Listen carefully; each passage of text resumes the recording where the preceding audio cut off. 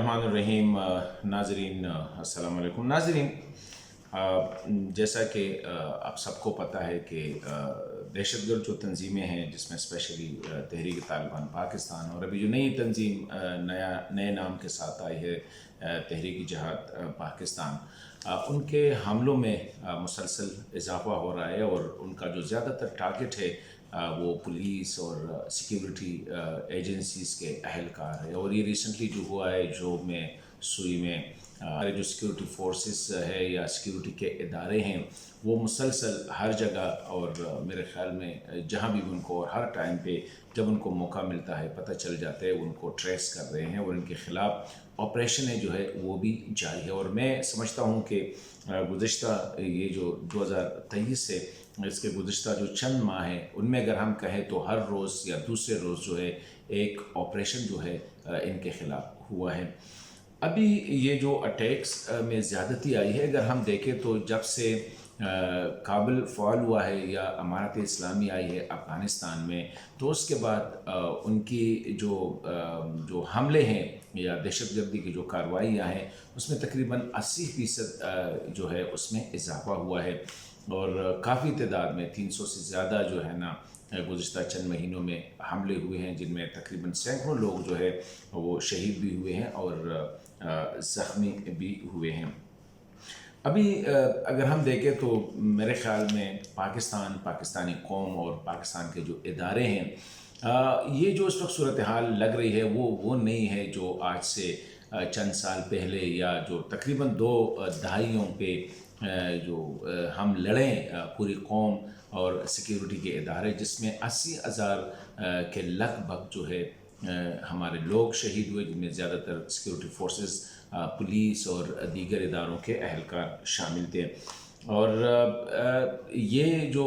Hard earn जिसे कहते हैं ये आज का जो अमन है या इनके ख़िलाफ़ जो कामयाबी है, क्योंकि इनके सारे कमांड एंड कंट्रोल स्ट्रक्चर जो बने हुए थे जो साबका कबायली इलाके उनको खून दे के उनको हासिल किया गया, यहाँ से उनको निकाला गया था। लेकिन अब डेफिनेटली जिस तरह आप लोगों ने सुना होगा कल परसों और इस तरह वज़ीर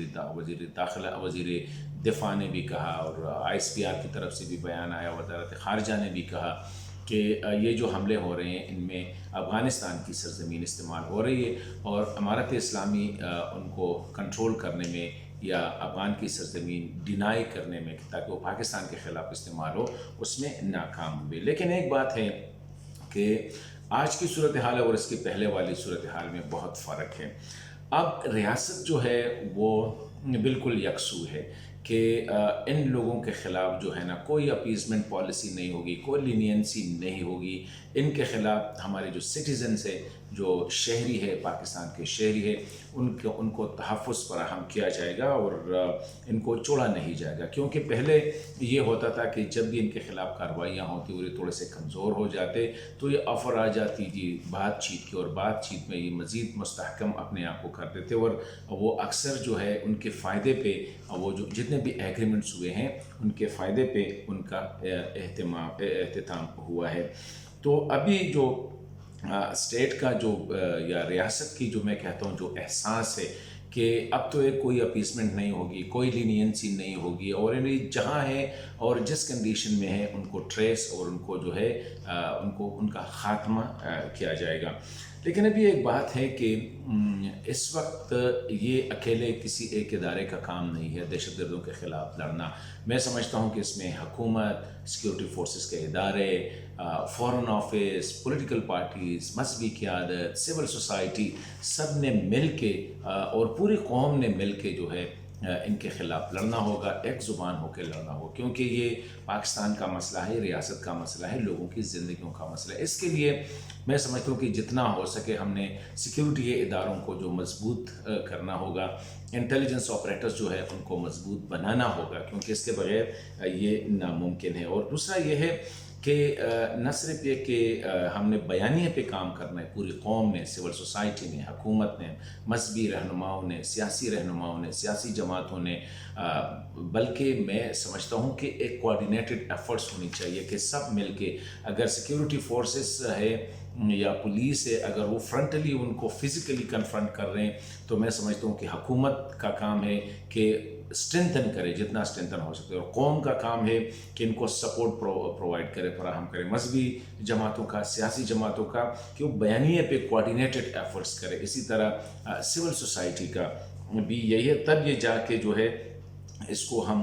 کر سکتے ہیں. اور دوسری اہم بات جو ہے ان کی شاخ تراشی کے وجہ ان کی روٹ کازز جو ہے، روٹ کازز اس کا جو مذہبی انتہا پسندی ہے سوسائٹی میں، اس کو ہم نے ایڈریس کرنا ہوگا. اس میں تعلیمی اداروں کا کردار اہم ہے، تعلیمی کورسز جو ہے نصاب ہے ان کا کردار بہت اہم ہے. اسی طرح سول سوسائٹی کا کردار بہت اہم ہے. اس طرح میڈیا کا کردار بہت اہم ہے، تاکہ روٹ کاز یا جو بیانیہ ہے ان پہ جو ہے اس پہ ایک مؤثر طریقے سے اس کو تب جا کے ہم اس کو کنٹرول کر سکتے ہیں. ساتھ ساتھ جو اس طرح میں نے کہا یہ ایک ہولسٹک اپروچ کے ساتھ اگر ہم سب اکٹھے ہو جائیں، آگے سیکیورٹی فورسز، پیچھے اس کی قوم، باقی سول سوسائٹی، پولیٹیکل پارٹیاں، میڈیا، ایجوکیشن انسٹیٹیوشن، اگر سب مل کے ایک بیانیے کے ساتھ، اور ساتھ ساتھ میں یہ بھی کہنا چاہتا ہوں کہ اس کے ساتھ ہم نے انٹرنیشنل فرنٹ پہ بھی جو ہے یعنی فورن آفس جو ہے یا ہماری جتنی سفارت خانے ہیں ان کو بھی، تاکہ ہم ساتھ ساتھ انٹرنیشنل کمیونٹی کو بھی ساتھ میں لائے، ان کے ساتھ بھی ایک کوآرڈینیشن ہو، انٹرنیشنل انٹیلیجنس ایجنسیز کے ساتھ بھی کوآرڈینیشن ہو، اور ساتھ ساتھ ہم امارت اسلامی جو افغانستان میں اس پہ بھی پریشر بلڈ کرے کہ وہ ڈینائی کرے ان کو جو ہے جو اسپیسس جو تحریک طالبان پاکستان کے جو کارکن ہے یا اہلکار ہے یا جو عسکریت پسند ہے، وہ جو افغانستان کی سرزمین کا جو اگر استعمال کر رہی ہے ان کو ڈینائی کرے. کیونکہ اپنی اسی پار جو بارڈر کے اندر جو ہے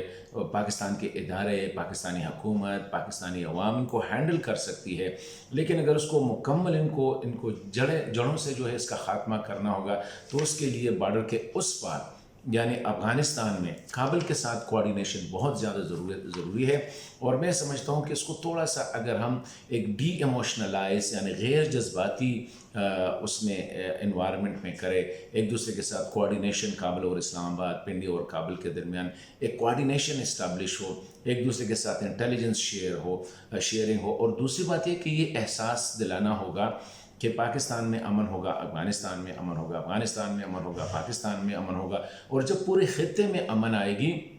تب جا کے جو ہے یہ خطہ ترقی کر سکتا ہے، تب جا کے افغانستان ایک انٹرنیشنل ٹریڈ روٹ بن سکتا ہے، تب جا کے پاکستان ترقی کر سکتا ہے. اور ساتھ ساتھ افغانستان کو اور پاکستان کو جو بعض ایسی قوتیں ہیں جس میں ہمارے پاکستان کے دشمن بھی ہے، جس میں اس خطے کی ترقی، جس طرح سی پیک اگر آپ دیکھیں تو بہت سے لوگوں کی نظروں میں سی پیک جو ہے یہ ایک